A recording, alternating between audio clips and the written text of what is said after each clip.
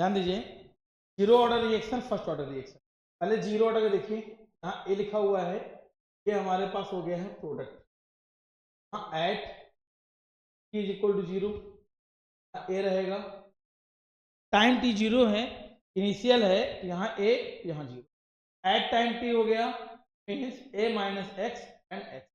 आपको ये हमेशा ध्यान देना होगा, जब कभी भी रिएक्शन स्टार्ट होगी तो हमने सिर्फ रिएक्शन में लिया है, अभी तो प्रोडक्ट बनेगा ही नहीं टाइम टी जीरो पर, चूंकि रिएक्शन स्टार्ट ही नहीं हुई है।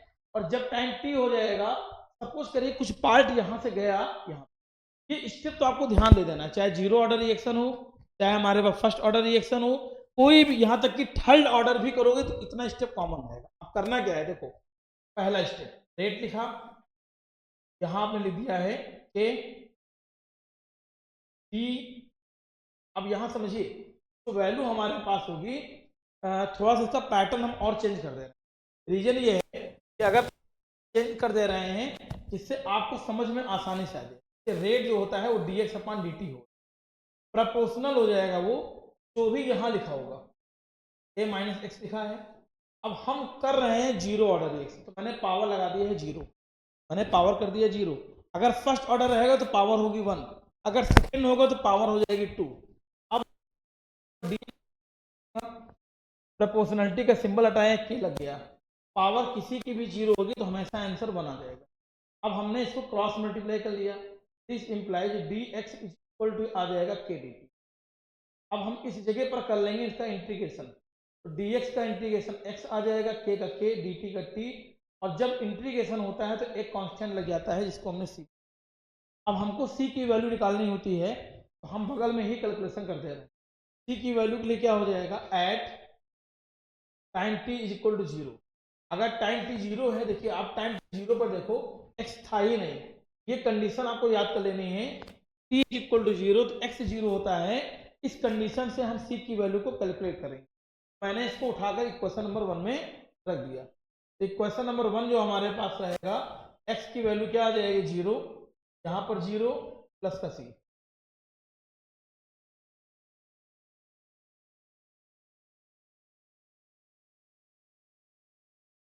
की वैल्यू यहाँ से क्या हो जाएगी जीरो। अब सी की जो भी वैल्यू आएगी उसको उठाकर हम इक्वेशन नंबर वन में, x is equal to k t plus zero means x is equal to आ जाएगा के टी। ये हमारा जीरो ऑर्डर रिएक्शन के लिए रेट एक्सप्रेशन हो जाएगा। अगर पेपर में आ ये हमको याद कर लेना है, जीरो ऑर्डर के लिए ये हमारा रेट एक्सप्रेशन हो जाएगा। लेकिन अगर इसी में हम लोगों को एक पार्ट और भी सॉल्व करना हो, हाफ लाइफ पीरियड, तो हाफ लाइफ पीरियड होता क्या है इसको आप देखिए। पहली बात तो इसको डिनोट करेंगे हम टी हाफ से। आपको ध्यान देना है कि हाफ लाइफ जो हमारे पास शुरुआत जितना था, सपोज करिए आपके पास 10 ग्राम था, धीरे धीरे धीरे धीरे रिएक्शन जब शुरू हुई खर्च होता गया, 9 ग्राम बचा, फिर आपका 8 ग्राम बचेगा, फिर आपका 7 ग्राम बचेगा, 10 ग्राम था ना, तो 10 ग्राम में वो अमाउंट जब वो आधा रह जाएगा, 10 का आधा रहेगा 5, मतलब वो खर्च होता होता होता होता जब आधा बचे, उस टाइम को हम बोलते हैं हाफ लाइफ। मान लीजिए यहाँ ए है, यहाँ आधा कब बचेगा, जब आधा उधर चला जाएगा। सपोज करो ऐसे के लिए आपको याद कर लेना है एक्स की वैल्यू होती है ए अपॉन टू। अब अगर आपने ए अपॉन टू, भाई ए का हाफ ए बाई टू रहेगा, क्योंकि ए बाई टू जब जाएगा बगल में, आपको देखिए ए में ए बाई टू को माइनस कर लो तो यहां से आ जाएगा ए बाई टू। तो जब हाफ बचेगा, जब हाफ बचेगा तो जो टाइम रहेगा ना, अब वो हमारा टी हाफ कहा जाएगा। टाइम क्या कहा जाएगा, टी हाफ। इन दोनों की वैल्यू को यहां रखो, जहां एक्स लिखा गया है, जहां एक्स लिखा गया है वहां पर हमने रख दिया है ए बाई टू, और के लिखा रहने दो, यहां आ जाएगा टी हाफ। यहां से वैल्यू हमारे पास क्या आ जाएगी, t half is equal to a upon में आ जाएगा टू के। ये हमारे पास हाफ लाइफ पीरियड का जीरो ऑर्डर के लिए ये रेट एक्सप्रेशन हो गया है, और ये हमारा हो गया है जीरो ऑर्डर रिएक्शन के लिए हाफ लाइफ पीरियड कंप्लीट हो जाएगा यहाँ से। अब हम इसी के बाद करेंगे फर्स्ट ऑर्डर रिएक्शन। देखिए फर्स्ट ऑर्डर में प्रोसेस सेम है, करना सेम है, कंडीशन सेम अप्लाई करनी है, थोड़ा सा केवल ध्यान देना होगा और कुछ नहीं। देखिए ये हमारे पास ए है, हमने यहाँ प्रोडक्ट किया, कुछ चीजें तो हमको स्पीड में ही कर लेनी है। टाइम टी जीरो रहेगा तो यहाँ ए कर लिया, यहाँ जीरो। एट टाइम टी पर ए माइनस एक्स हो गया, यहाँ एक्स हो गया। कॉमन स्टेप है, कुछ करना ही नहीं। अब यहाँ देखिए, यहाँ आपने लगाया रेट, तो रेट इज इक्वल टू होता है फॉर्मूला dx अपॉन dt, ये प्रोपोर्शनल रहेगा जो यहाँ है a माइनस एक्स, क्योंकि ये फर्स्ट ऑर्डर है तो पावर में आ जाएगा 1, तो dx बाई dt, और जैसे आपने सिंबल हटाया यहाँ लग जाएगा k, यहाँ आ जाएगा a माइनस एक्स, अपॉन में ले आओ dx अपॉन में a माइनस एक्स, यहाँ पर आपको मिलेगा k dt को हमने उधर भेजा, dt को हमने उधर भेज दिया, ये हमारा इधर आ जा रहा है। अब अगर इतना हो गया तो करना क्या है, ध्यान देना, अब अगर इतना हो गया है तो करना इसमें क्या है, k dt आ जाएगा, तो यहाँ से आपको इंटीग्रेशन करना होगा, मैंने इंटीग्रेशन लगा दिया। अगर इसका इंटीग्रेशन हम लोग को याद होना चाहिए डायरेक्टली, तो माइनस का log base e a minus x equal to k t plus c. देखिए प्रोसेस पूरा वही है, मैंने इंटीग्रेशन किया। अब इंटीग्रेशन जब आपका कोई भी अगर एक्सप्रेशन अगर अलग अलग रहेगा, इसका इंटीग्रेशन भी अलग रहेगा। जैसे इसके पहले भी था तो वहाँ इंटीग्रेशन अलग था, अब यहाँ आ गया तो यहाँ इंटीग्रेशन अलग रहेगा, लेकिन एक प्रोसेस मैंने आपको बताया वो कॉमन रहेगा। क्या, आपको सी निकालना है। सी निकालने के लिए at t is equal to 0 पर एक्स इज इक्वल टू 0 की वैल्यू पुट करिए। यहाँ रखिए माइनस लॉग बेस ई, अगर आपने x को 0 किया तो यहाँ a आ जाएगा, यहाँ 0 रखा आ गया। अब c की जो वैल्यू हमारे पास यहाँ आ रही है, c की वैल्यू को यहाँ रखिए। जब आपने इनकी वैल्यू को यहाँ पर पुट किया तो हमारे पास पैटर्न क्या बनेगा, minus log base e a minus x is equal to k t, यहाँ आ जाएगा माइनस का लॉग a, ये हमारे पास आ गया। अब आपको सॉल्व करना है, इस लॉग ए को उधर ट्रांसफर कर लो आप। के टी की वैल्यू हमारे पास क्या आएगी, जब माइनस वाला टर्म उधर जाएगा, log A base E minus log base e a minus x, ये वैल्यू आ गई। अब ये वैल्यू अगर आ जा रही है, यहाँ से हम के टी को के टी लिखा रहने देंगे। लॉग की एक आइडेंटिटी होती है, जब दो चीजें माइनस में रहेंगी तो उनको हम लोग अपॉन में कर लेते हैं, ए और ये रहेगा ए माइनस एक्स। अब अगर यहाँ से हम निकालें, दिस इम्प्लाइज टी निकालें, फॉर्मूला आ जाएगा 1 upon k log base e a minus x. ध्यान देना होगा बेस ई लगा है, अगर बेस ई को हटाकर हम बेस 10 कर रहे हैं तो हमेशा ध्यान देना होगा 2.303 का मल्टीप्लाई कर लेते हैं। जब कभी भी बेस का कन्वर्जन करना होता है तब के लिए ये रूल आपका अप्लाई होगा। T is equal to 2.303 upon k log base 10 a minus x, ये हमारे पास यहाँ से तो 2.303 upon k log base 10 a minus. आपको ध्यान देना है ये हमारा फर्स्ट ऑर्डर है, एक बार में नहीं आया कोई बात नहीं, दोबारा फिर देखो, दोबारा नहीं आया 3 बार देखो, 3-4 बार लगाओगे क्लियर हो जाएगा। अब हमारे पास इसके बाद में क्या होगा, अगर ये तो हो गया हमारे पास फर्स्ट ऑर्डर रिएक्शन का एक्सप्रेशन है, लेकिन अगर हमको निकालना हो यहीं से हाफ लाइफ पीरियड, तो कैसे निकालेंगे, सेम प्रोसेस है हाफ लाइफ पीरियड निकालने के लिए।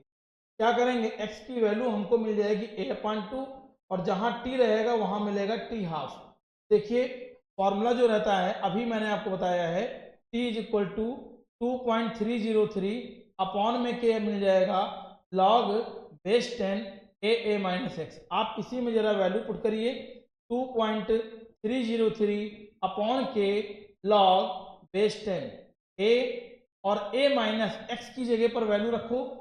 जैसे ही हमने सब्स्टिट्यूट कर लिया वैल्यू, यहाँ से मिलेगा 2.303 upon k log base 10, 2a में a चला जाएगा, यहाँ a बचेगा, ये ऊपर चला गया, देखिए 2a में यहाँ आ जाएगा 2a, ये हो जाएगा कैंसिल। अब आपको ध्यान देना है, बचा है log 2। log 2 की वैल्यू हर एक को मालूम होनी चाहिए। 0 पॉइंट यहाँ स्मॉल t आएगा 2.303 डिवाइडेड बाई के लॉग बेस 10, यहाँ पर 2 मिल रहा है, 2.303 डिवाइड बाई के, तो यहाँ पर क्या हो जाएगा 0.3010।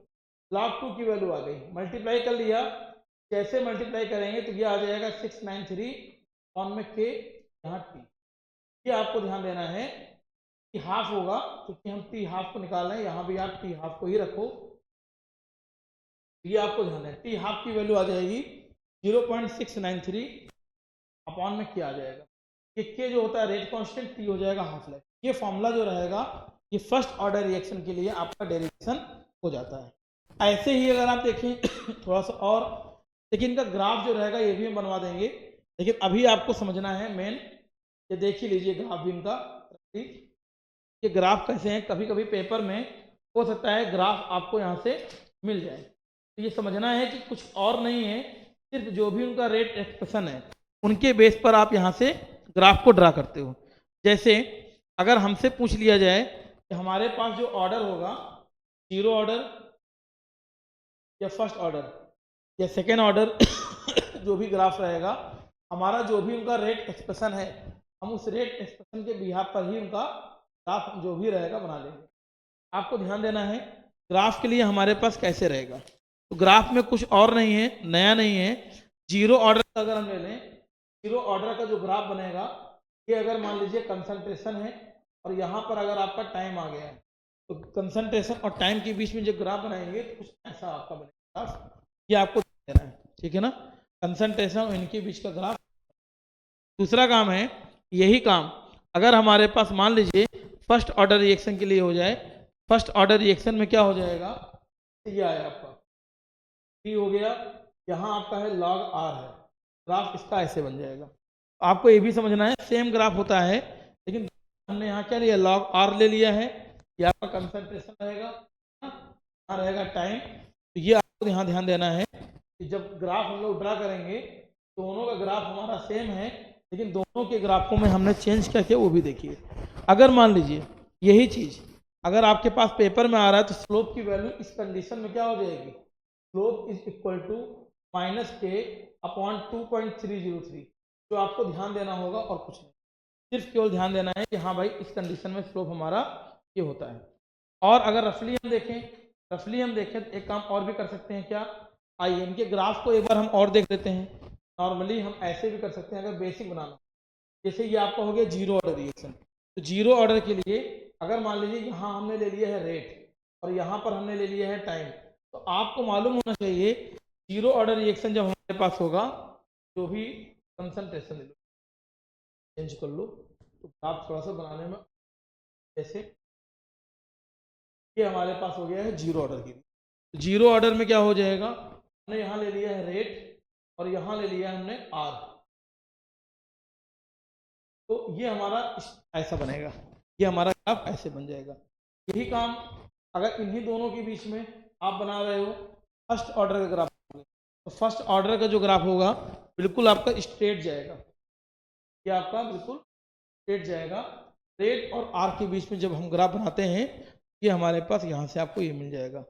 यही काम सेकेंड और थर्ड ऑर्डर, लेकिन आपको जीरो और फर्स्ट का ही देखना था, क्योंकि मैंने आपको बता दिया है। आगे देखिए, अभी क्या है, एक्टिवेशन एनर्जी, ये टॉपिक इंपॉर्टेंट है, समझिएगा, थोड़ा सा इसको एक्सप्लेन भी करेंगे। होता क्या है, the excess energy which must be supplied to a reactant to undergo the chemical reaction is called activation energy. देखिए सपोज करिए थोड़ा सा इसको मन लगा कर समझा रहा हूँ मैं, आपको भी ये चीज़ ध्यान देनी है कि जो मैं बताने जा रहा हूँ उसको अच्छे से देखोगे तो वो ऑटोमेटिकली आपका कवर हो जाएगा। रीजन क्या है कि जैसे मान लीजिए, देखो नॉर्मल तरीका तो आपका जो भी आपने पढ़ा हुआ ठीक है, जैसे मान लीजिए ये हमारे पास एक ग्राफ से हम समझा रहे हैं, मान लीजिए कोई हमारे पर रिएक्शन हुई, ध्यान दीजिएगा, और यहाँ आपका ये एनर्जी है और ये मान लीजिए हमारे पास रिएक्शन का जो भी रिएक्शन हमारी चल रही है, ये हमारा रिएक्शन का प्रोग्रेस हुआ। मान लीजिए हमने ग्राफ बनाया, अब मान लीजिए पहले हमने ग्राफ, तो आपको ध्यान क्या देना है, कम से कम अगर रिएक्शन, देखो ये कि वो एनर्जी होगी जितना मॉलिक्यूल को चाहिए होगा।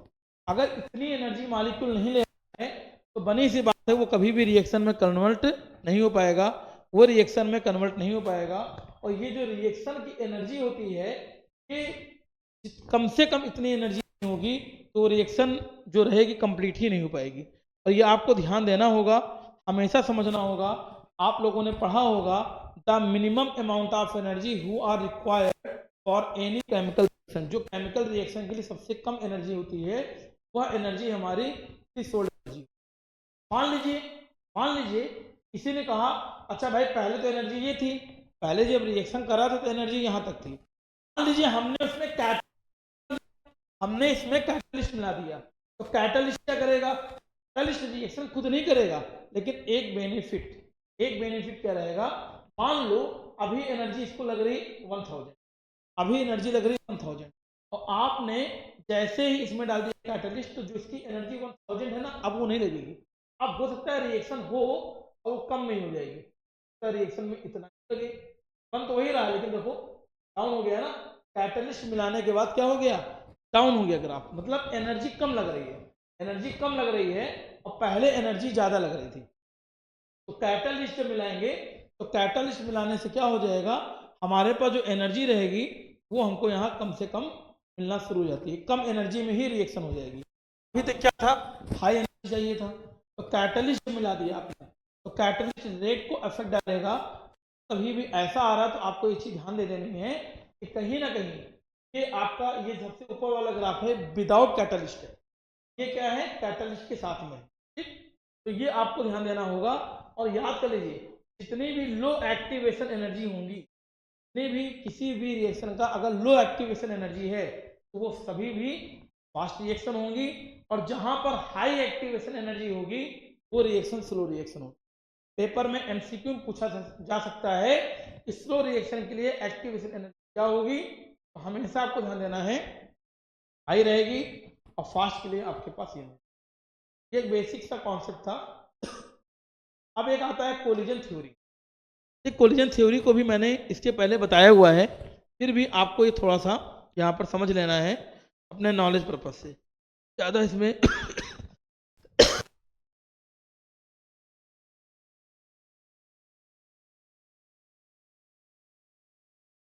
हमारे पास क्या होता है कि जब कोलिजन थ्योरी आएगी, तो मान लीजिए एक हमारे पास ये हो गया रिएक्शन में रिएक्टेंट।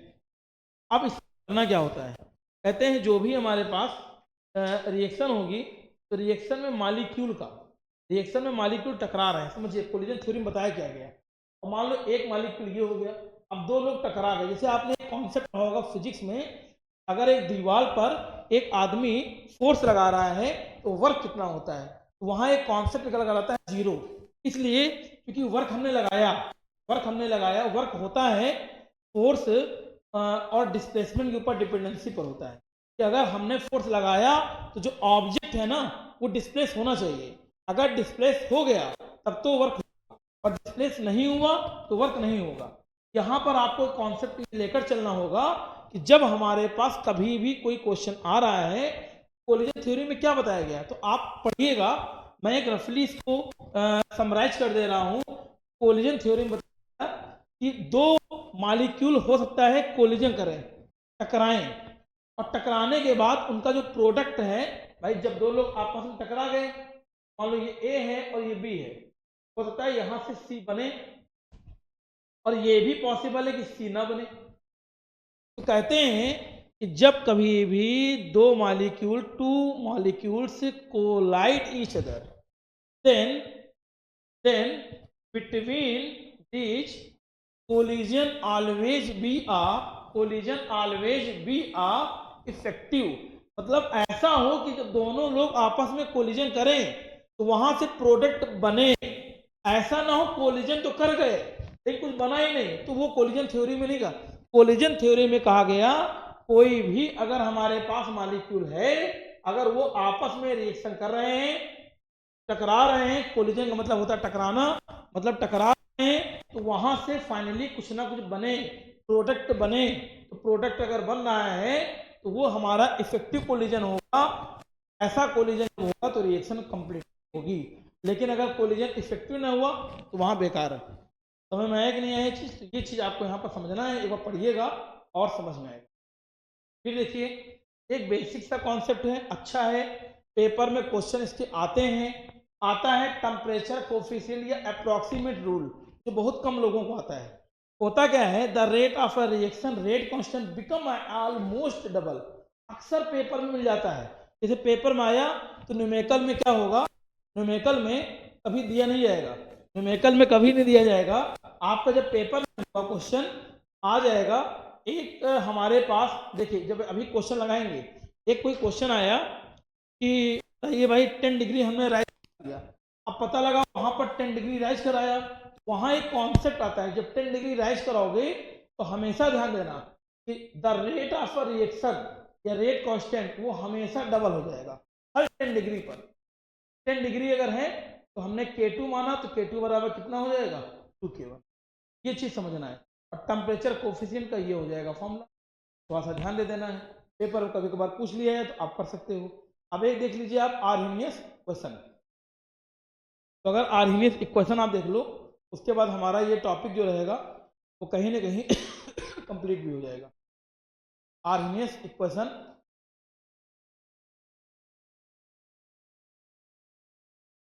देखिए, देखिए आर्हीनियस इक्वेशन को थोड़ा सा समझना है, ज़्यादा यहाँ पर कोई कॉन्सेप्ट ऐसा है नहीं। आर्हीनियस ने जो बताया, आर्हीनियस ने जो बताया कि हमारे पास एक क्या होगा रेट कांस्टेंट रहेगा, मतलब हम उसको क्या बोल सकते हैं, कि अभी हमने आपको ये अप्रोक्सीमेशन रूल पढ़ाया, वैसे ही यहाँ पर भी आपको ध्यान देना होगा। ज़्यादा कोई कॉन्सेप्ट है नहीं, बहुत इजी वे में आप यहाँ पर कर सकते हो। तो देखिए रूल हैं कई, उसके बाद वहाँ से आपके डेरिवेशन आ जाएंगे। के इज इक्वल टू फॉर्मूला क्या आ जाएगा ए टी और ई ए बाई आर टी, ये आर्हीनियस का स्टेटमेंट। के इज इक्वल टू क्या हो जाएगा ए ई और ई ए माइन ई की पावर माइनस का e A by R T. तो आर्हीनियस ने जो बताया कि हमारे पास ये एक जो हमने दिया है, उन्होंने स्टडी किया और उन्होंने रेट कांस्टेंट और टेम्परेचर के बीच में एक रिलेशन बनाया। ये होता है रेट कांस्टेंट, ये हो जाएगा टेम्परेचर, इनके बीच में रिलेशन देते हुए उन्होंने अपना ये और ये कहा कि ये हमारा एक्सप्रेशन है, इसी को हम आर्हीनियस इक्वेशन बोलते हैं। और आर्हीनियस इक्वेशन में एक खास चीज रहेगा, आपके पास ए है, इसको हम बोलते हैं आर्हीनियस फैक्टर, इसको हम बोलते हैं आर्हीनियस फैक्टर, या इसको कई लोग बोलते हैं फ्रीक्वेंसी फैक्टर, इसको कई लोग बोलते हैं फ्रीक्वेंसी फैक्टर। और ये जो तुम्हारा होता है ई होता है एक्सपोनेंशियल, ई को हम लोग हमेशा क्या बोलते हैं, जो ई की पावर में रहता है उसको हम बोलते हैं एक्सपोनेंशियल। ई के पहले लिखा गया है इसलिए इसको एक और भी नाम दे देते हैं प्री एक्सपोनेंशियल फैक्टर, और भी नाम देते हैं प्री एक्सपोनेंशियल फैक्टर। तो हमारे पास क्या होगा, ज़्यादा कोई अलग से रूल नहीं है, ना कोई यहाँ समझने वाला है, सिर्फ आपको ध्यान देना है। अगर इसी का हम लॉग ले लें, तो लॉग लेते हैं तो क्या हो जाएगा लॉग बेस का ई हो जाएगा ए, लॉग बेस ई ए, दोनों लोग मल्टीप्लाई में है तो प्लस आ जाएगा, लॉग ई माइनस में आ जाएगा ई ए बाई आर टी।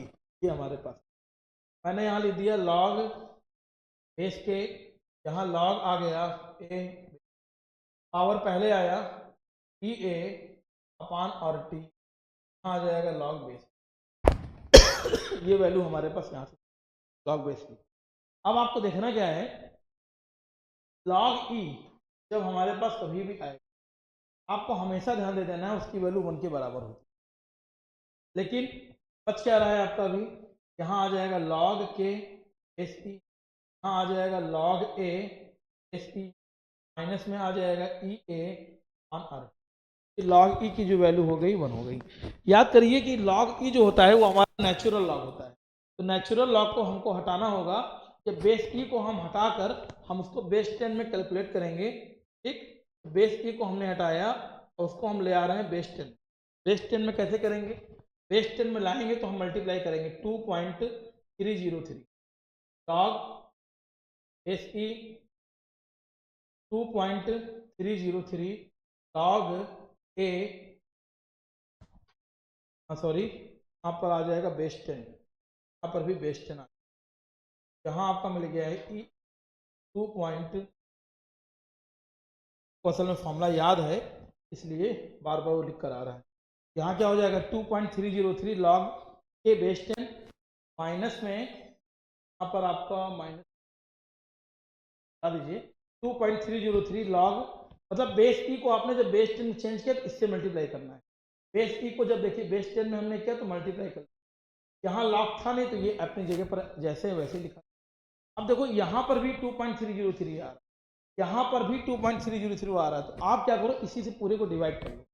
जब आपने इससे पूरे को डिवाइड किया तो क्या आएगा भाई, यहाँ आ जाएगा लॉग S10, यहाँ आपका मिलेगा log A S10, क्योंकि डिवाइड करने से 2.303 हट जाएगा, और यहाँ पर क्या बचा, ई ए अपॉन में आ जाएगा 2.303। ये हमारे पास यहाँ से एक आपका पैटर्न बन, ये आपका एक जनरली हमारा ये जो फॉर्मूला है वो आर्गेनियस का फॉर्मूला ये भी है, लेकिन इसी में हमने लॉग ले लिया तो हमने एक नया फॉर्मूला यहाँ से और बना दिया। अब इनसे भी कुछ फॉर्मूले हमारे बनेंगे, चूंकि न्यूमेरिकल में यूज हो। कैसे बनेगा आइए देखिए, यहाँ आपको समझना है जो अभी मैंने आपको बताया यहाँ से कैसे आपके फॉर्मूले बनेंगे। देखिए मैंने आपको बताया है लॉग इज इक्वल टू, यहाँ पर आपके पास फॉर्मूला जो आएगा log k is equal to log a minus का ई ए अपॉन में मिल जाएगा 2.303। ये हमने आपको फॉर्मूला अभी बताया। अब एक काम कर लो, आप इसी में आप दो अलग अलग कंडीशंस ले लो।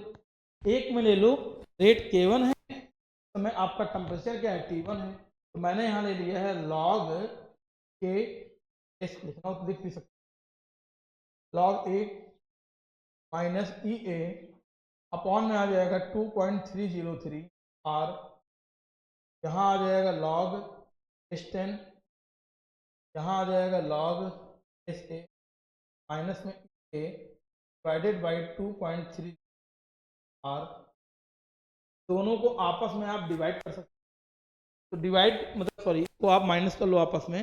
जैसे इनको आप माइनस करोगे, माइनस करने से लॉग ए की वैल्यू यहाँ से कैंसिल आउट हो जाएगी। लॉग ए दोनों इक्वेशन में आ रहा है, यहाँ से आप इनको माइनस कर लो। जब माइनस करेंगे तो क्या आ जाएगा, लॉग S10 K2, फिर क्या आ जाएगा लॉग S10, और यहाँ पर आपका देखो लॉग K2 है, K2 में ये वैल्यू लिखी गई है, तो log a minus E A 2.303 RT। मैंने पहले K2 लिख दिया, अब लगाया फिर से minus log a minus N minus plus हो जाएगा ई ए 2.303 आर। लॉग ए से लॉग ए कैंसिल हो रहा है। अब अगर आप यहाँ देखें तो यहाँ से वैल्यू क्या आ जाएगी, दोनों माइनस में हैं, और मैंने आपको इसके पहले भी बताया जब कोई दो चीज़ें लॉग में माइनस में रहेंगी तो अपॉन में आ जाएगी, Q/K1। अब यहाँ देखो ये वैल्यू और ये वैल्यू, इनमें कॉमन क्या आ रहा है, ई ए दोनों में मिल रहा है, 2.303 भी दोनों में मिल जाएगा, आर भी दोनों में। पहले मैंने लिख दिया प्लस वाली वैल्यू T1 और फिर हमने लिख दिया है T2। ये हमारा एक डेरिवेटिव। तो आप चाहें अगर एक काम और भी कर सकते हैं, इसको ऐसे लिखिए, इसको ऐसे लिखिए, इसका एलसीएम ले सकते हो, T2 माइनस का T1 ऑन में आ जाएगा T1। ये भी आपका यहाँ से। तो घुमा फिरा कर इस चैप्टर की जो थ्योरी है लगभग अगर आपने इतना तैयार कर लिया है, थ्योरी यहाँ से आपकी डेरिवेशन, मॉलिक्यूलरिटी, ऑर्डर, हर एक चीज़ है। और जब पढ़ेंगे तो दो चार पॉइंट आपको अलग से भी मिल सकते हैं, लेकिन इसको आप पूरा तैयार कर लो तो वहाँ से आपका ये क्लियर